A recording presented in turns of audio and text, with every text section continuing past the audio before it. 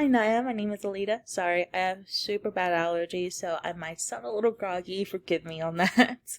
But I watched your initial response to this class discussion, and I think you did an awesome job. You talked about your big problem, connected it to the behavioralist learning theory, and even went into depth of talking about the different conditioning, the stimulative response, and so on. You did an awesome job.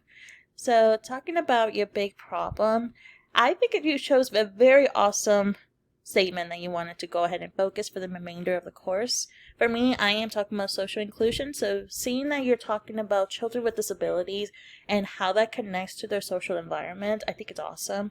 It is something that, as a future educator, we have to think about as we're thinking about the different students that we'll be approaching, their different learning experiences, and so on. So, children with disabilities, whether that's mental disabilities, physical disabilities, it is something that can really push them back when it comes to their social environment. And like you said in your video, it is very much the bigger reason that we want to focus on is the way that they are interacting with their peers and how their peers are able to take in the individual themselves. I think the big thing is that many people, many students, especially younger people, whichever age group it can be, whenever they're in elementary to lower like secondary education, like high school and so on, when they are confronted with something that they don't fully understand, they immediately either try to avoid it because that is something, since they don't understand it, they don't know how to approach it. So they go into avoidance, or especially older children, they go more on the stereotype. And usually people see the stereotype of people with disabilities are not capable of what we would consider quote unquote normal people can do.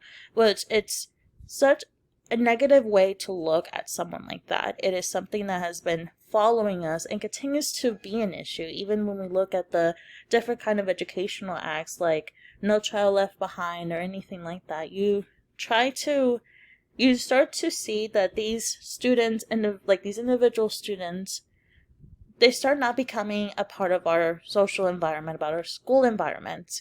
Like, they get taken out of classes because they believe that it is better for them to keep up with their learning.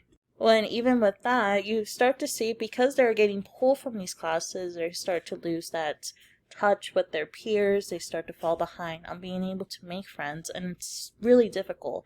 And it is something that not even affects the educators themselves, but also affects parents, because parents will start to see like what they think is best for their kids, and it varies a lot. So I think that when you're looking into how you're going to be tackling down your big problem, I also want you to try to think about more of like parents as well.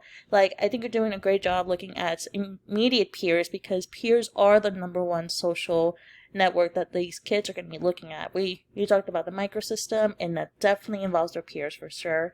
But besides looking at that, also look at the educators and look at the parents themselves, because parents are a huge impact when it comes to what they want their children to be able to succeed in, how they want to push them into these environments and so on. So I think it'll be awesome to be able to expand it to that as well. But overall, you did an amazing job. I can tell that it has a lot of potential, and I can't wait to see more from it.